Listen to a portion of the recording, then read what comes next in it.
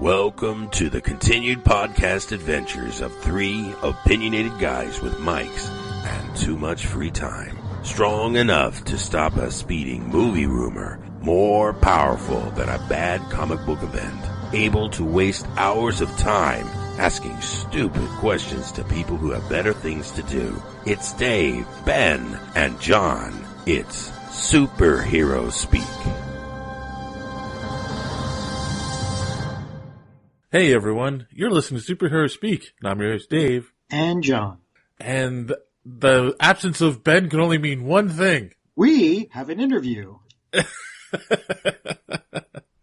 So everyone, we have with us I don't know what to describe you as. You're a comic book writer, a short film creator. You have quite a few graphic novels out with Source Point Press. Rotten Tales, Scorn, Serial Dark History Con Special, The Rot, just to name a few. So everyone, without further ado, because we'll let him tell his story, everyone welcome David Hayes to the show. How are you doing, sir? I am doing well. I'm the new Ben, actually, so... oh, good. I like that. Myself as Ben too. And I'll be interviewing all the people that Ben will not. Good. I like that. That works for me. Do you have a beard? I do. Oh, perfect. We're good. Okay. Wow, we really traded up there, Dave. I don't know. I know. Yeah, you haven't heard my interviewing skills yet, so just who knows? It's evolved into just like, me playing around with myself and like talking about how much peanut butter is cool. Well, you haven't listened to the show before because that's a step up. I was still going to say we still traded up there, and it's a good thing that we're recording this all so that when Ben listens to it tomorrow when he's doing the cover art, that Well, as a Ben, let me know we don't listen to these. just letting you know. No, as one of the Bens, we just don't have time. Okay, good. That's good to finally know. Nice. So like I said, you do short films, feature films, actually. Feature films, okay, yeah. Feature films. Well, you do have short films, some TV and video games as well. Right. I've made a couple of short films, but mostly, as a performer and a writer, generally horror features, and 70 or so to date. Okay. Yeah, so I was going to say, do you consider yourself a writer first, or? Oh, gosh, now, yes. In the past, I was probably primarily a performer. And that's, I fell into that, really. I did some theater, and then someone decided to pay me to kill a bunch of people in a movie, and it worked. And it just kind of exploded from there. It's much easier to be a part of a cast than to get one of your own properties put together. So that kind of went to the forefront and made the rent for a while. Right. Oh, cool. So then how did you, well, that's not the way I want to ask this. So now you also write comic books. I do. Did that spin out of being a performer, or is that something that you always wanted to do in the back of your head? That's what I started with. Oh, okay. I think comics are the perfect medium, and I grew up reading them, and I love them, and I can't draw to save my life, so I'm, lowly writer guy. But I started wanting to break into the comics business. And while I was doing that, I went to film school for a little while. I met a bunch of people, and this was in Chicago many billion years ago. And there was a comic company in Chicago at the time called North Star, if you remember them. They were an offshoot of Comico. Okay. It was like Comico's horror line.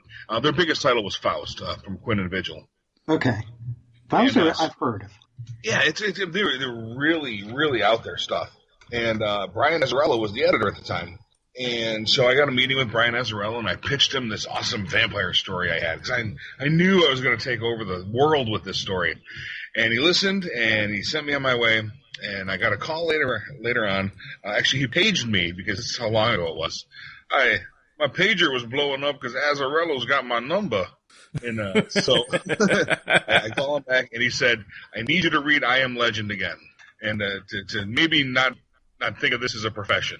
And so I had pitched him about these vampires going to this town in Alaska where it's night for 30 days.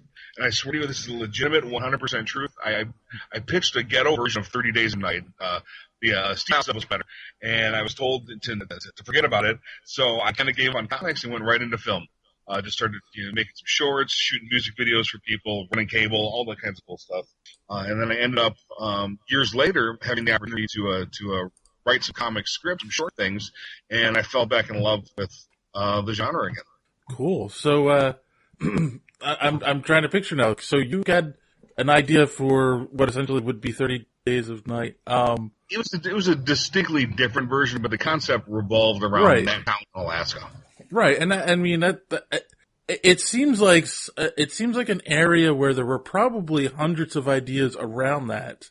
Yeah. Until that finally got made into it was a comic first, right, and then a movie. Correct. Yes. Yep. Yeah.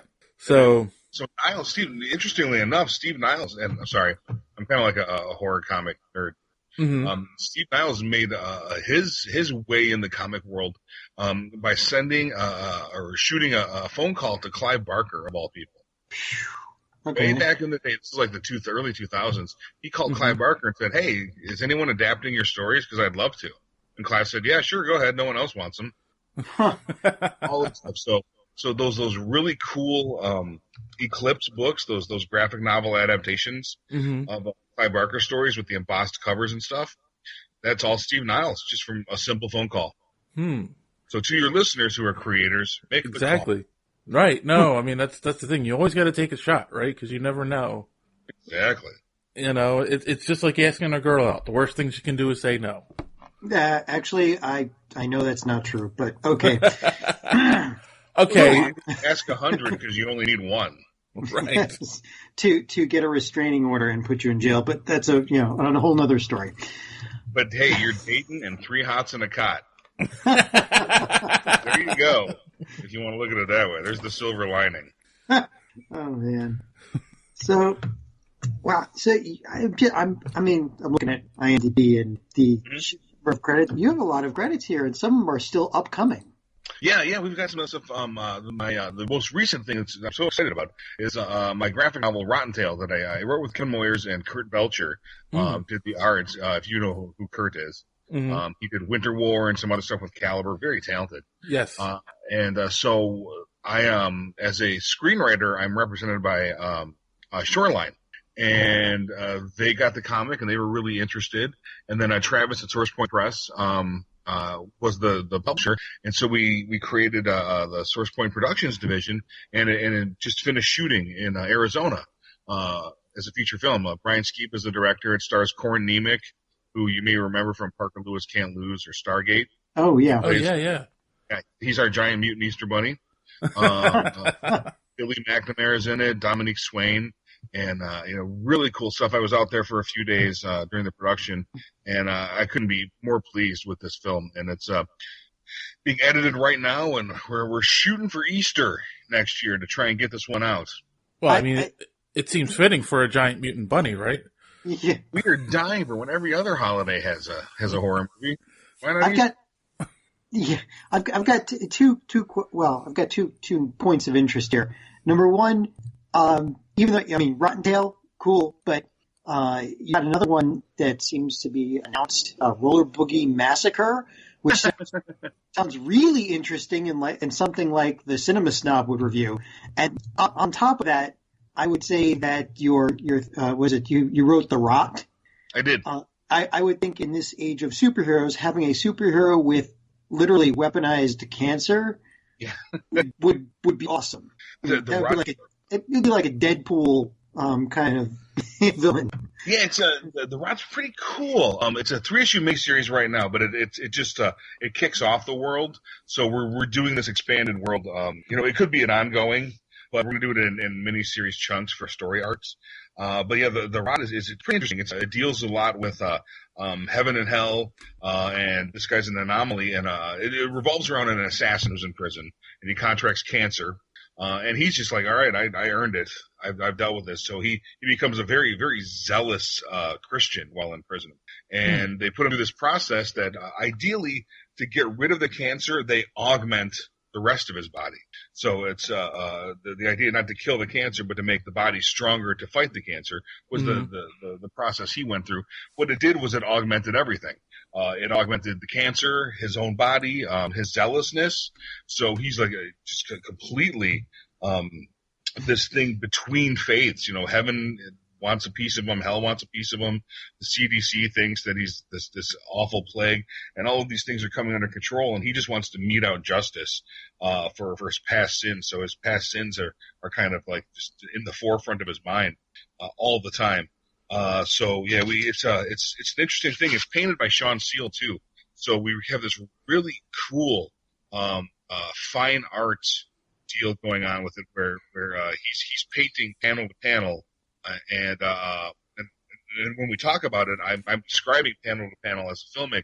So we're talking about light, we're talking about visual metaphors, and how the panel should work. And it's really been an incredible experience for me.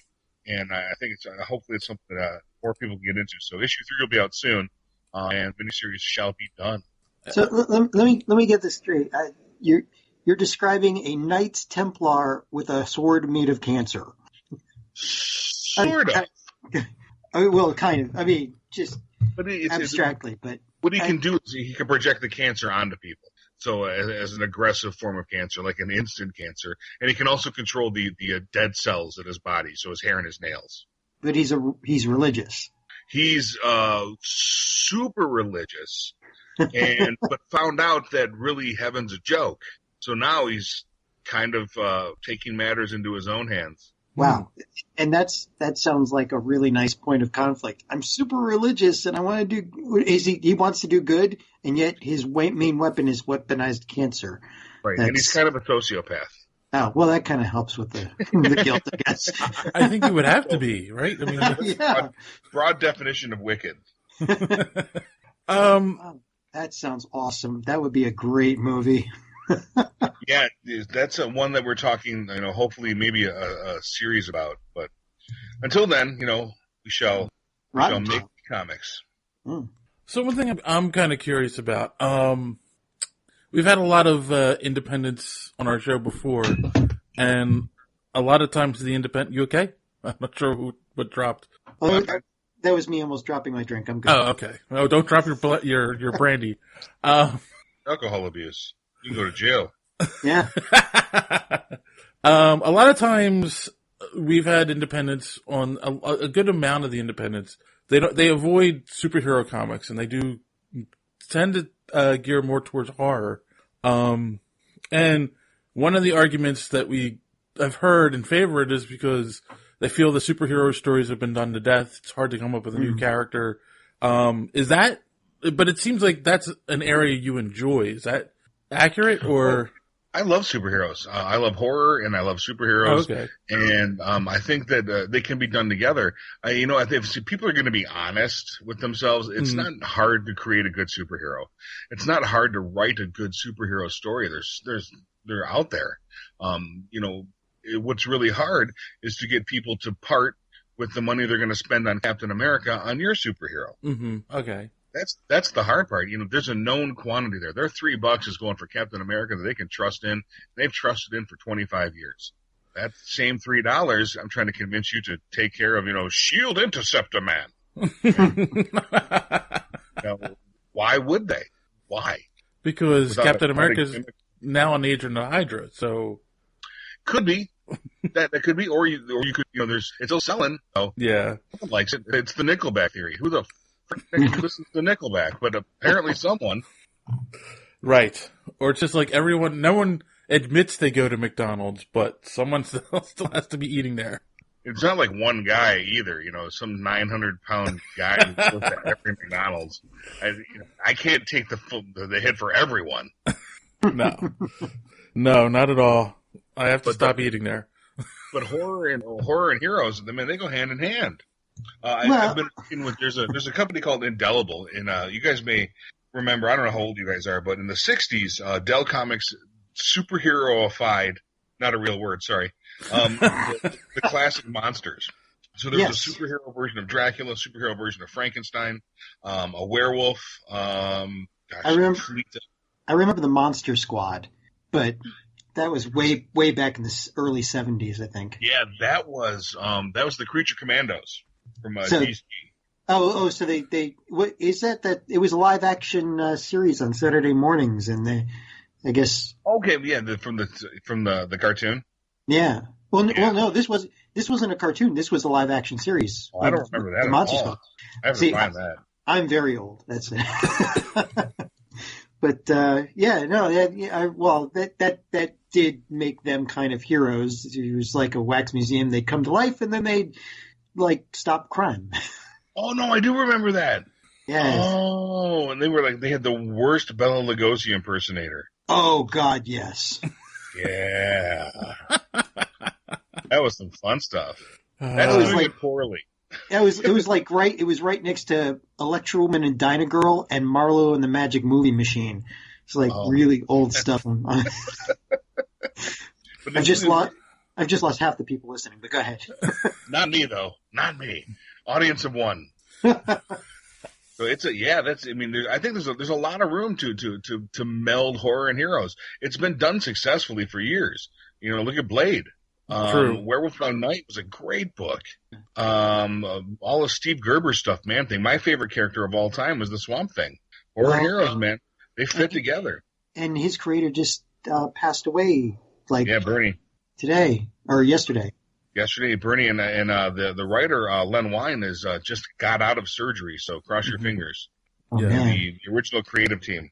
So do you think this is like a new movement? I mean, you've been doing this like forever, but you've got a resurgence of like Justice League Dark and Constantine and, you know, the darker side of at least the DC comics. Do you think there is like it's sort of starting a movement, part of the dark and gritty reboot thing? I think it's cyclical. I think, every few years we're going to see this. What is it? In the early 90s, we had the Midnight Suns were all over Marvel, the Ghost Rider, Werewolf by Night, Morbius, stuff like that. I bet Alan Moore would argue that it never went away either. It's always been here, just waiting for us telling good stories the whole time, just not selling many books. right. I mean, we had the Marvel Zombies about a decade ago. That was real big. Yeah.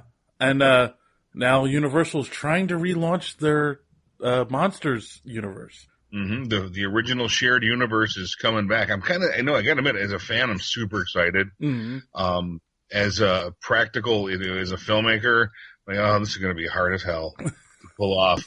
I don't know about this. Well, as a fan, how do you feel about Tom Cruise starting off the universe? I don't have any particular Tom Cruise angst, Mm-hmm.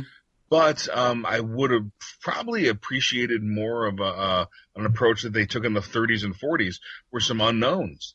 Just a bunch of unknown dudes and directors and actors and performers and writers, and put them in there, and you found these public domain books like Dracula and Frankenstein. They made a werewolf story, just out of the blue, and cross this universe together with made stars as opposed to imported stars. So we'll see. We'll see what happens. Marvel took former stars and made them huge again. True. So we'll see. We'll see what happens.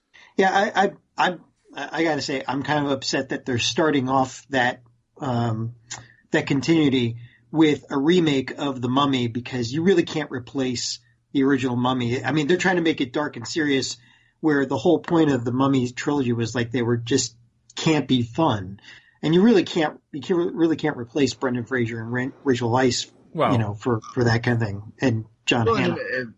That was essentially a remake of the originals too, like loose remake. Mm. So we're going all the way back to the 40s where they're trying to recreate that shared universe.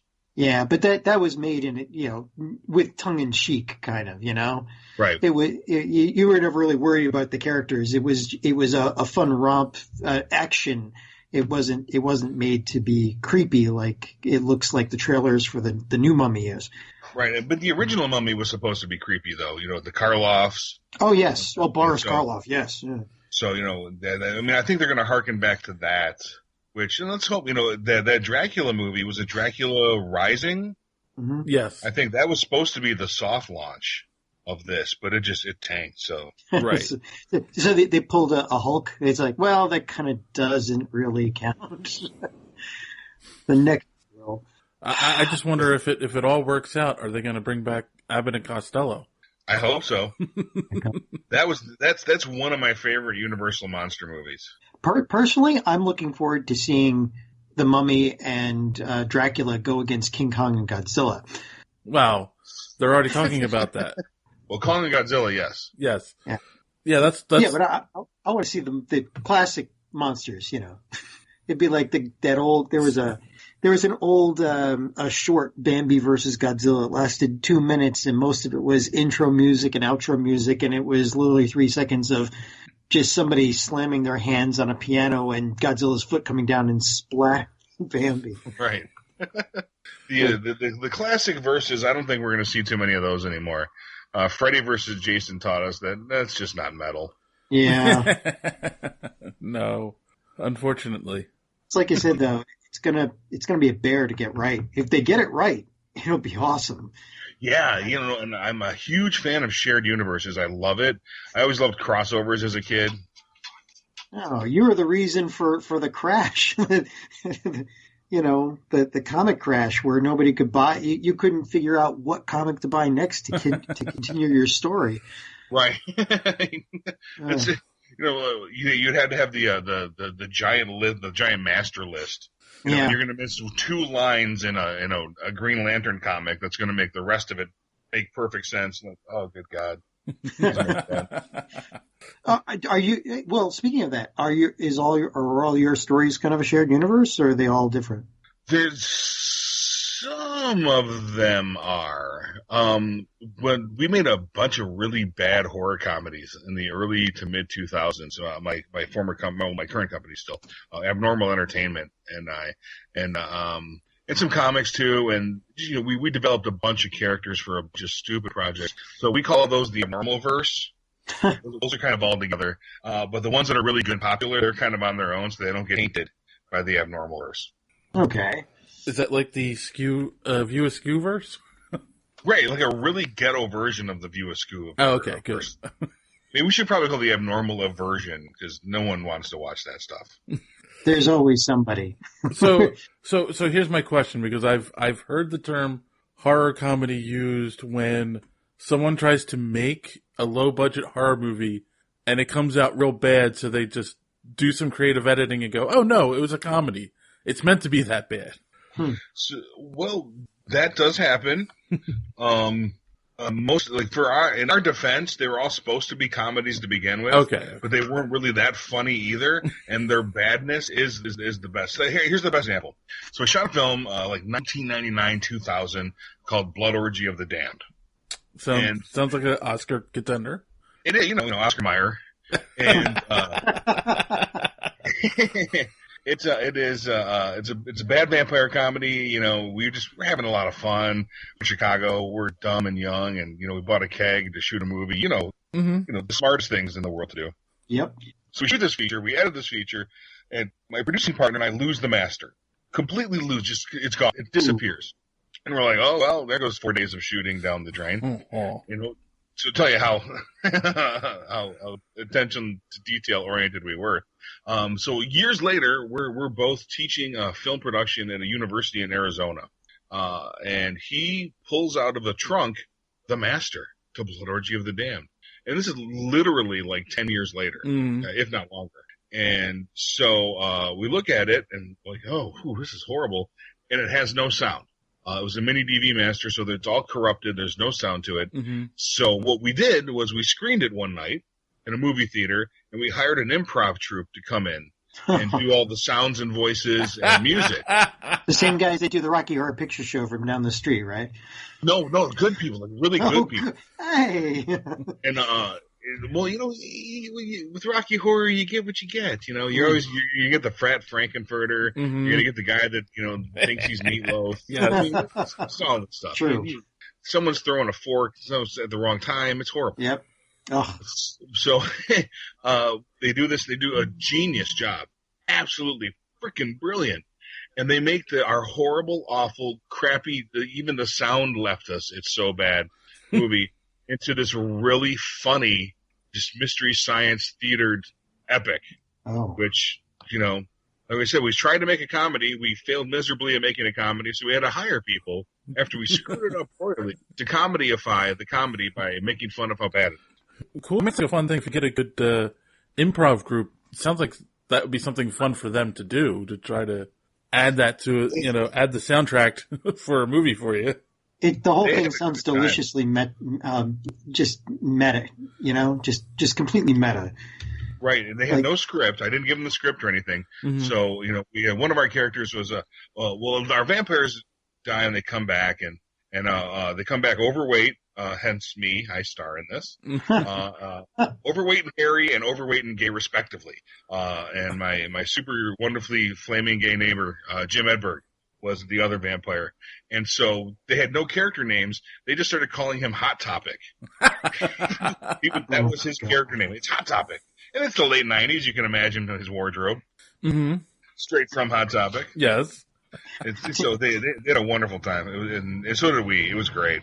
Currently available on Amazon.com. Blood Orgy of the Damned. Get it now. Yes. Cool. So, like you said, you have you just worked on the one movie with Source Point. What kind of other projects do you have coming up? At this point, we're finishing up the Rot comic. Right. There's a couple of graphic novels that were currently in production, so I can't talk too much about them until some stuff finalized. Okay. I'm making comic-wise with a company called Indelible, bringing those Dell superheroes back. So I've done a Nucleus story for them and a superhero Frankenstein story for them, which is a lot of fun. Oh, cool. And Silver Phoenix, I'm working on a miniseries bringing back the Heap, if you remember that Muck Monster. No. From way back in the day. We've got a sequel to Rotten Tail planned, and that should be keeping us busy for the time being. So who was the Heap? The Heap was it's one of the original Muck Monsters from the 40s. Okay. So the things that he started in Airboy, and it's a public domain Golden Age character, mm-hmm. and really the precursor to the Man-Thing or the Swamp Thing. Okay. And I know that I'll never ever be allowed to work on Man-Thing or Swamp Thing, so this is kind of my my audition tape. Oh, okay. To the big leagues. Cool. Yeah, that's another thing. How do you find? Oh, go ahead, John. I'm wondering how you find the time to do all this. I mean, do you get up and just start writing while you're making breakfast? And it seems like you've got a whole lot of ideas, and you're saying that the horror superhero stuff is easy. A lot of people don't find it that way. So where do you get your ideas? I wouldn't go with easy, but I teach narrative structure and creative writing too. And what I generally tell my students is that, every story's been told. Every story's the same. We generally follow one great big master narrative the entire time. So in order for that to work, for it to seem like we're something new, we do it quite often. Mm-hmm. And it's kind of just, a metaphor for, make this unique, make it your own, and, follow the structure, since we inherently do anyway. So the idea of a horror, and heroes combined, or a horror comedy and heroes combined, really, it's really nothing new. More so, it's a matter of, designing your room the way you want it to look. Everyone has the same room. They can just design it differently. And so those same emotional beats have to be there. Everyone needs a goal. If your hero doesn't have a goal, or your protagonist doesn't have a goal, your story's going to suck. True. If you're okay. Hello? Hey. What, John? Yep. No, I said go ahead. I didn't mean to interrupt him, but No, I was done. Carry on. Okay. I was going to insult their antagonist too, but Oh yeah, your antagonist needs a goal too, and it's got to be at the complete opposite of your protagonist. Mm-hmm. If not, well, then why are they there? There's just a simple little rule that a lot of people don't follow. Well, and they're not rules that we've made up arbitrarily. Most of the stuff is I'm a really big proponent of Joseph Campbell's hero's journey, and using a character structure from so that really kind of puts our heroes and our villains or our antagonists against one another, which is what we conflict for our storytelling. Right. I mean, that's why when you get the a villain who's bad just for the sake of being bad that always falls flat. Yeah, Right. yeah, Right. And if they're menacing people we don't care about, then that doesn't work either. Yeah. And most horror films and horror stories fall short because we don't care about the people that are getting killed, people that are in danger. right. Once we care about them and they either live or die, we have that cathartic response. That's when we start to feel. But until then, well, And that's usually knock them off. and that's usually built on the fact that the bad guys in real life never think they're the guys. They're always doing something they think is right. Exactly. Hitler, I guarantee, did not believe he was evil. Yeah. Well, yeah. He had to have a slight inclination towards the end, I think. Well, I think losing and thinking you're evil, completely different. Oh, that's Yes. true. That is true. Totally, completely different. Yeah. No, he thought he was misunderstood at the end. Yeah. But that goes with any bad guy, because if the bad guy thinks he's doing the right thing and he's trying to do it for technically the right reasons, you're more likely to be able to connect with him and then feel for when he fails, because the guy who's doing the right thing for the right reason comes along to stop him. Which is why bad guys are always easier to write, I guess. They're pretty easy.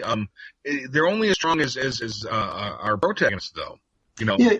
If there's no goal, if nothing they're fighting for, then really, who cares how bad our bad guy is? But do you think? I mean, there's this trope now with not even a trope. It's kind of I don't know what to call it. But a lot of writers are saying that it's easier to write the bad guys because the bad guys are the ones with panache and attitude and personality and the tragic backstory and whatever. And the good guy is just, I'm going to do good, and that's it. I mean, do you see that or? Oh yeah, totally. And it's that's another big thing we're missing is that fatal flaw too. We have to humanize these characters, because if people can't connect with them, they're not going to care. People connected with Darth Vader, despot, completely awful, horrible human being, or what's left of a human being. But as these movies move along, we're trying to, there's a person in there. Can the person be reached? And we've got Luke desperately trying to reach that person. We want him to succeed.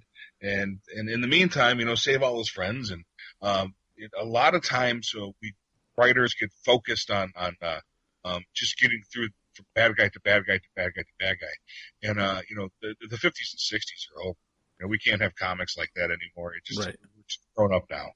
So here, one of the criticisms people make of the Marvel movies are the villains are flat in a lot of the movies. Do you think that's true? And do you think it's because they aren't writing villains that connect with the audience? Well, are you talking? Wait, let's clarify. Are you talking about the villains that were just doing something for no reason, or the big dark black clouds in the sky that seem to be like every other villain? I'm talking about the general criticism of Marvel movies, with the exception of Tom Hiddleston's Loki. Is that the majority of their villains are flat?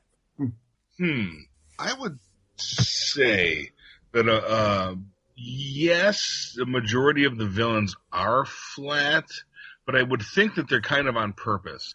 Now, I would make an exception for Loki, of course. I think I would make an exception for Mickey Rourke's Whiplash. Okay. I would make an exception for the Red Skull, sort of, because we know that he's coming back to do something more. So he's going to get a little pass for a second.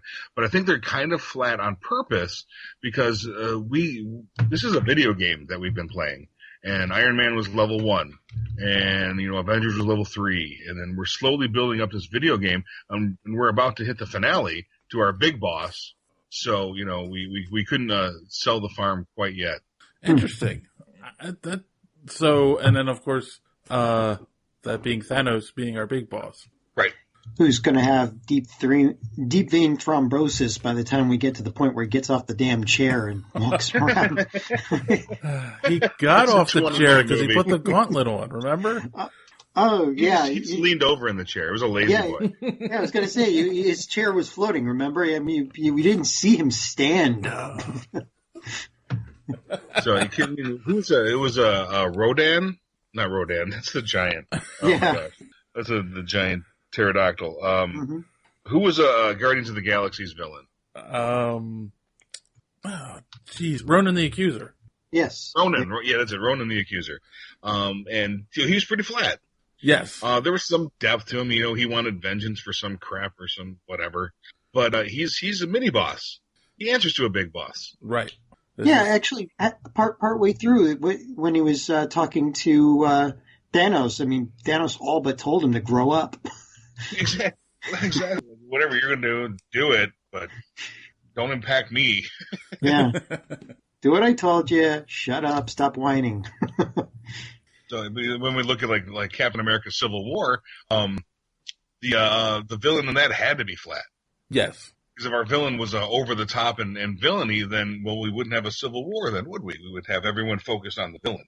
Right. Exactly. Yeah. No. Yeah. But I think Marvel TV has done a really good job of making well-rounded villains. I hate to say it. I mean, have you seen Iron Fist yet? Not yet. No. You're gonna like the villains more than you're going to like the actor playing the hero. But you know, I mean, it wasn't so bad. But the villains were definitely very well written and nuanced. So you know, they I guess they kept up with that because the villains in Power Luke Cage were really cool. I mean, they were right. Crazy, but very fleshed out and I don't know, just menacing, basically. I dig that, you know, and I think for the TV we need that because those are long form villains. A movie villain we're going to see for 2 hours, and then or 2.5 hours and be done. A TV villain we're going to see weekly. Right. They have to have a prolonged presence. I think Luke Cage was absolutely wonderful with building to their big bad of Diamondback. Yeah, that was great stuff. I think same thing with Jessica Jones and with Daredevil and the Kingpin. Oh yeah, well, Agents of S.H.I.E.L.D., even as much trouble as that had the first season and a half or so, they really come into their own as well. And I think that because TV and movies are different, there's a different purpose. And now in these movies, if we look at them as one long extended TV show, as a series of movies as opposed to individual films, then they're building toward our big bad. Yeah, and in a way that nobody's ever seen before. So this is virgin ground. Nobody's ever done this kind of thing before. So, and they've done such a good job because you've gotten only hints of Thanos throughout all the rest. We're going to get to the end where we're finally going to see Thanos, and there's going to be so much history of all of the main characters and the villains. There's more than just Thanos. It's going to be an amazing, 2 movies for the Infinity War. Though, I mean, to play devil's advocate, that could also horribly backfire on them if in any way Thanos falls flat. Loki and the Loki pokey stick will save him. So I don't think Thanos is going to fall flat. I mean, I don't really have that worry. Mainly because we've got all the villains too. True. Not everyone's dead, and so I think I'm prone to give Marvel the benefit of the doubt at this point. Okay. Do you find? I mean, what are the differences when you're like writing a villain that's going to be around for one movie? What are the differences between that and writing a villain for the long term? Honestly, I have never experienced it. The Rot is the first long form thing I've done. Everything else has been like a single film where it just dies at the end. It's a Shakespearean ending. Rotten Tail was designed that way. It's changed a bit, so we got a call for the sequel recently. So we're playing around with bringing some things back and moving some things. But the Rot is the first extended world that I've done. And our bad guy is kind of nebulous still a bit. It's kind of in the Thanos range where we know they're out there. We don't know if it's really heaven or if it's hell or if it's a human, some kind of human agent. But we know that there's something out there that's pulling strings. So I think that the key there is to kind of build toward it. Don't give away too much, like Shark and Jaws. Give it away when you need to, but until then, tease the hell out of it. Or in the case of Jaws, have a faithful mechanical shark that forces you to do that and find out that was the right thing to do. Exactly. Cinematic brilliance by accident. Yes. So you're saying Spielberg was... I think Spielberg was incredibly talented, but didn't know it and got lucky and found out. Okay. Prior to done Tool with Dennis Weaver, and I think a Columbo TV movie. So, yeah. Not the big street cred. No, you're right. So, all right, you've got a couple of... You got Doomed and UFO The Otis Files. Well, UFO The Otis Files, it's a mockumentary about a guy that finds an alien disappears, but what's left is an alien turd that he shows off and tries to pass off to his friend and sell tickets for. It's completely ridiculous. It's a lot of fun. It's Trico Lutkins, who is the writer of Jack of Spades at Source Point Press, and some other titles. Just decided to have a little fun, and whenever we were out and about at a show, I would throw on some overalls and do a little bit as Otis. And Casey Pierce, who writes Nora. If we're doing a Comic-Con, we'll find the local comic shop and ask if we can shoot inside and give them some free press. So just it's a fun little mockumentary put together on the fly. Okay, well, I'm somehow glad I asked about that. That's I want to know. It's gonna be fun. I want to know how drunk do you have to be to come up with an idea like that? wow. Trico's usually really wasted. So I kid. I don't know how wasted he is. I was going to say I would get along with him so well. Yes, you would. It's fun. We're premiering May 6th on Free Comic Book Day, so we'll let you know how it goes. Okay, and how's the Doomed? What's that? The Doomed is pretty cool. It's a film by Lance Poland, and I'm just producing it and put together I'll probably do the narrator voiceover spot. But not to give too much away, but it's a sci-fi film. 6 astronauts crash land, desert planet, and they need to survive. Okay. And that's the entire... So It's sort of the entire plot. I don't want to give anything away, though. There's some lots of fun things involved within it. And that'll be... These are going to get major theatrical releases? No. Nah. The Rotten Tail will probably get a theatrical release. Otis is going straight to DVD. And the Doomed, we're going to see where that lands, see where offers take us. How do you determine that? I mean, is it just whether or not you get a studio to pick it up, or? Exactly. The studio generally determines whether or not where it goes. So the quality needs to be there. They need to be able to sell it and market it. So that's interesting. A vast majority of what I've done has gone straight to DVD or straight to video, straight to streaming on Netflix. So there's still a huge market there. A couple of theatrical releases, but it's pretty rare to have a theatrical release in as an independent in today's day and age. I can imagine. But again, though, there is a whole new world, right? With, like you were saying, digital. I mean, there are a lot of platforms to get out there on now. Netflix, Amazon, I'm sure. Oh yeah, totally.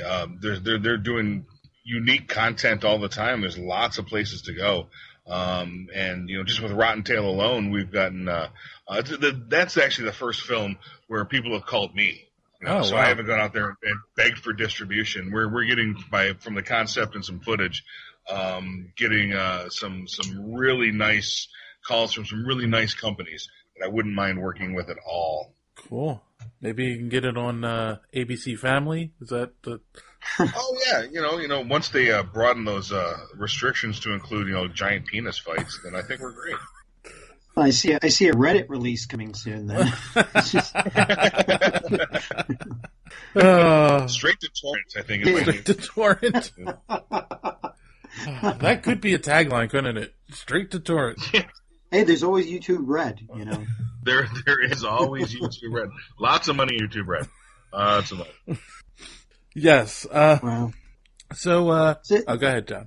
All right. How do you fund these productions? Do you do Kickstarters, or are these just friends? Or do you get some horror guy who happens to be rich going, go ahead, make your movie? They all vary, really. I've never done a crowdsourcing thing. I plan to eventually, and I don't want to be the guy that hits all my family friends up every 2 days with a new Kickstarter. So I kind of want to save it for something I feel really, really strongly about. But most of the time, we're dealing with there's hedge fund groups, there's angel investor groups. Sometimes we do a single investor who just wants to hang out and see naked women. There's any number of ways to fund a film. Asking everyone for $1.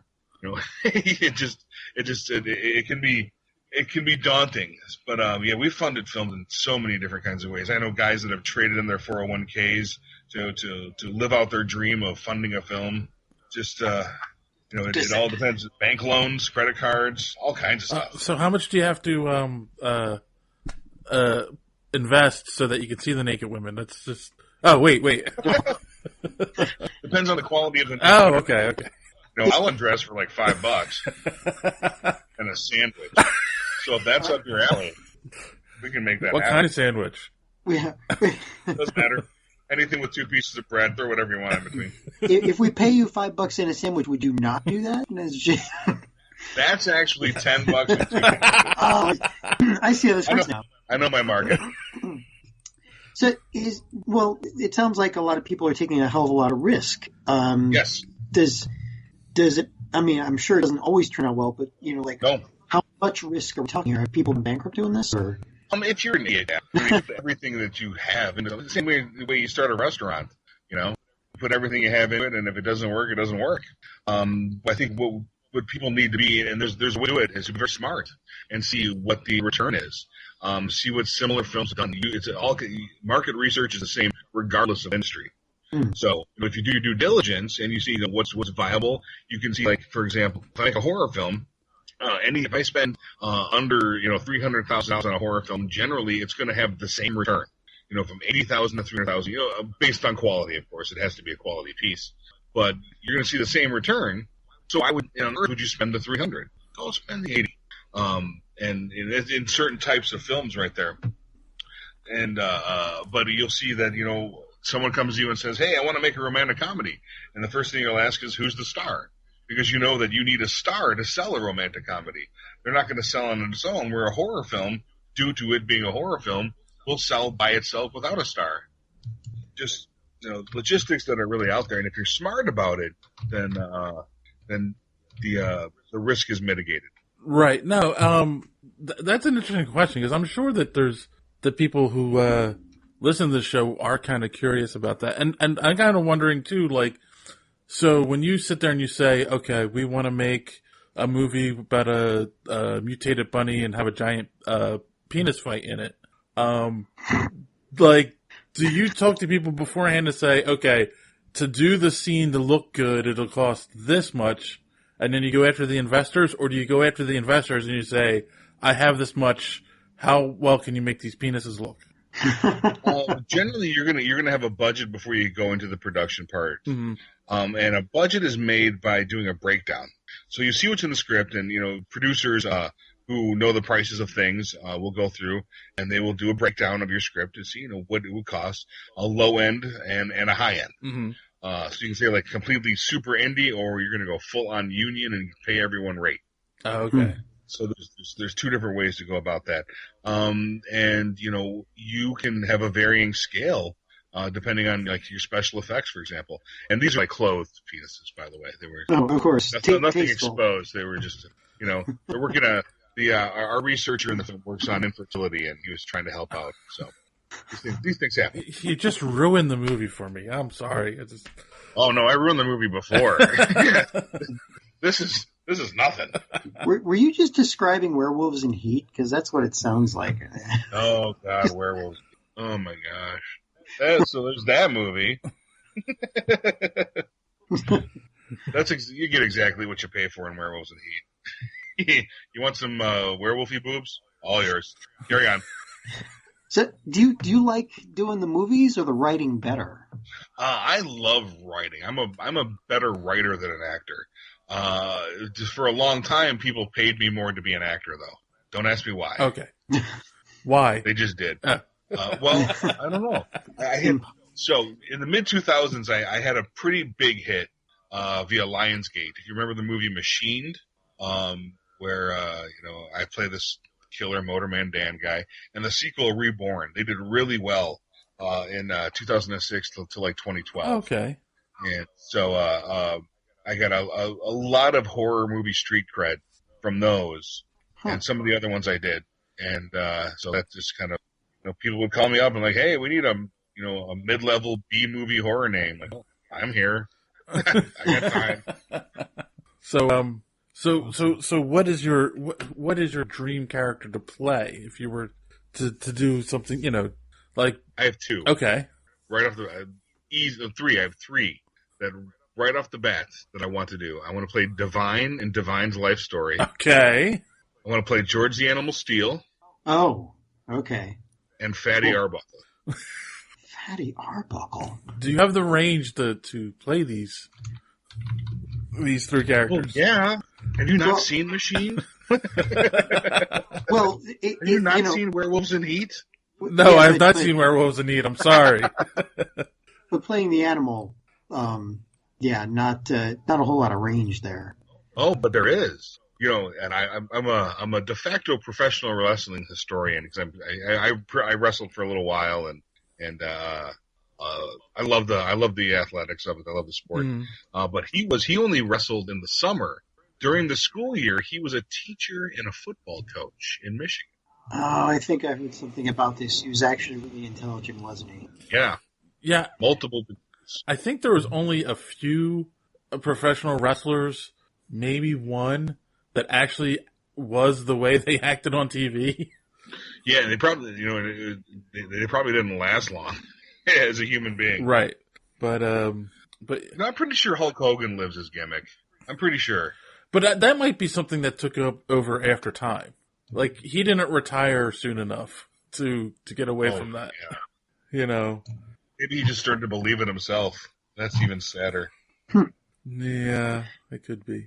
I'm really the world's greatest dude, brother. But I mean, because you look at someone like The Rock, Dwayne Johnson, like, he had to step away from that persona so he could actually have an acting career, Yeah, I think that's the whole thing. That was his persona. He was acting. Mm-hmm. He was just practicing for his future 10 million right per. Yes, just like you were, right? You were practicing. Oh yeah, for my $10 and a sandwich per. To keep your clothes on. But I think a fascinating movie would be that Fatty Arbuckle story, regardless if I'm in it or not. Yeah, that's really pulling. I mean. I have big memories of it because, when I was really young, I used to watch black and white TV at 5 a.m. So I'd see stuff like that. But his real name was Roscoe Arbuckle, and that was he died in 1933. But he was silent film. He was a silent film guy. He was a silent film guy, a contemporary of and I can't remember his name. The other really funny guy. Contemporary of him, but he was the first Hollywood person to get wrapped up in a Hollywood scandal trial where he was accused of rape and murder because he was as famous as he was. They were trying to pin it on him and get money out of him. He was later acquitted of it. That's why I've heard. But it ruined his carear. That's why I've heard the name before. Okay, all right. Now, why would you pick him? Why would that be one of your options? Because I thought, I have a tendency. You look at every story I write, and you look at everything. It's all following this whole Swamp Thing plan, this whole man thing, where the exterior, someone's exterior, completely does not tell what their interior is about. I grew up a fat, Neanderthal-looking bastard of a kid, and everyone assumed I was just this big lump of idiocy, and small town, the horrible stuff. Mm-hmm. But and I was really attracted to these characters that were deeper than what they looked like. Divine is a incredibly wonderful human being underneath the bravado of her transvestism. George Steele was a teacher and an animal at the same time. Fatty Arbuckle was incredibly kind and gentle, one of the funniest people on the planet, but he's portrayed as this awful, lascivious sort of a rapist. Alec Holland is the Swamp Thing and a genius scientist, but everyone's terrified of him. So, you look at The Rot and Rottentail and every story, I'm laying myself open for huge criticism because I tell the same story over and over again. But I changed the drapes a lot. Right. Good. Yeah, Good to bring it back. Very nice drapes. Yeah. Oh, and it was Arbuckle mentored Charlie Chaplin. He did. He mentored Charlie Chaplin, but he was in films with Harold Lloyd and Mabel Normand and Bob Hope. No, he discovered Buster Keaton and Bob Hope. Wow. Buster Keaton. Wow, he discovered them. This guy did a lot. He did, and he died pretty penniless, from my recollection, due to this awful trial that just sapped everything from him. Dang. Yeah, that would actually be a really good, and it's dark enough for you too. Yeah. All right, we need to make this happen. So we'll start the Kickstarter. All right. We have $20 million for the rights to the Fatty Arbuckle story. Yes. Fatty will be played by The Rock. I don't think that's how that works. No, we could. I bet if we sign The Rock, we could get funding. Well, that's true. You might as well just go with John Cena at that point. I don't know if we can switch him out later on. John Cena in a fat suit. That's for Fatty Arbuckle 2. We'll put Cena in the Rock spot because we don't want to spend as much.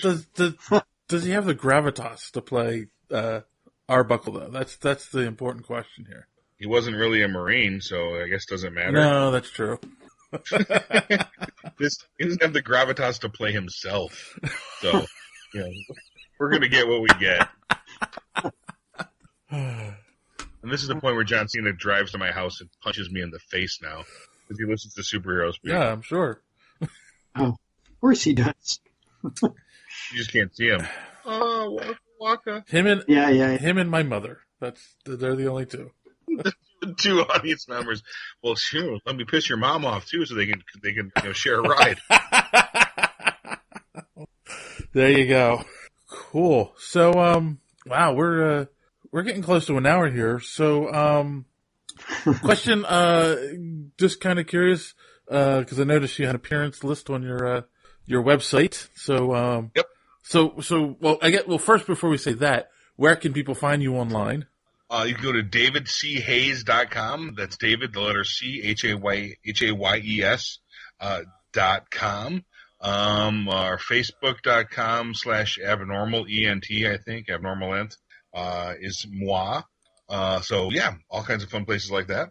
Cool. And then, what kind of appearances do you have coming up? Hold on, I gotta go to my own appearance page. I think we may be adding that link to the podcast. Yes. Well, that's over. Okay, so next show, March 31st, Dallas Fan Expo. I'll be there with Josh Werner and as a guest, Source Point Press. After that, April 28th, Motor City Nightmares in Detroit. May 6th is our UFO Files. May 19th, Motor City Comic Con. Lots of local stuff up until July 28th. I'll be in Carbondale, Illinois for Dark History and Horror Convention. And later in the year, we're going to be hitting Boston Comic Con, New York Comic Con, and other ones that I don't have listed. All right, cool. So you won't be, because Source Point was at the Great Philly Comic Con last year, and I believe they're going to be there this year, but you're not joining for that one? No, I am not at Philly this year. I believe I am at the Cherry Capital in Traverse City at that weekend. Oh, well. No, we could have hung out, had some fun. We could still hang out and have some fun. All right. In New York, how's that? You in New York? I'll be in New York. All right, we'll do it. All right. Excellent. It's a date. So. Bring your $10 to Sammy. So, a question that we normally like to wrap up on is, how do you measure success? With a stick. No. How do I measure success? Gosh. Well, if I said monetarily, I would probably go commit suicide right now. So, I am going to say I would measure success that if my intent of a written work, regardless of medium, matches what the audience gets from it. That is my measure of success. If me and the audience get to be on the same page. Because once you hand something out, it's all meaning is attached by the audience. Mm-hmm. So if they get what I run out there, if they smell what the Dave was cooking, then then I think that would be success for me. Cool. I like that. Okay. Art is subjective, isn't it? It is. And so is success. So there you go. Yeah, and there's plenty of people that should be finding a strong limb for a tree, but just can't continue to carry on. So, That's just who knows? That's just not right. Well, I mean, you got to blame the whole Marvel New Universe on somebody. There's, whoever created Homies in Space for the CW back in the day. Start swinging, son. Start swinging. Yeah. Oh, there is a reference that I don't believe has ever been uttered on this show and will ever be uttered again. Homies in Space. I'm usually good for one of those a show in case if you're ever lacking. Good. Awesome. So what should people look for upcoming from you? Just those movies, or you got anything else in the pipe? And Finish out your set of The Rot. They have a couple books coming out. I've written some novels as well. Our next novel that I wrote with Mark Ciano is called America's Next Dead Model, part of our Splat Tire series. Okay. As a film historian, I'm currently working on a book of the films of Doris Wishman. She was a exploitive genius in the 60s and 70s. Articles here and there, short pieces here and there, like the Indelible comics, but that's the big one. Rotten Tail's the biggie. And UFO, the Otis Files, of course. So lots of stuff, lots and lots of things. Just keep your nose to the ground, folks. All right. I thought it was keep your ear to the ground. Oh, whatever. I mean, I smell. Oh, okay. All right. So we'll find you that way. I smell meatloaf. David's here. Just every time. Well, I think that is the perfect note to end on. So, as always, boys and girls, don't let your cape get caught in the door. Have a good week.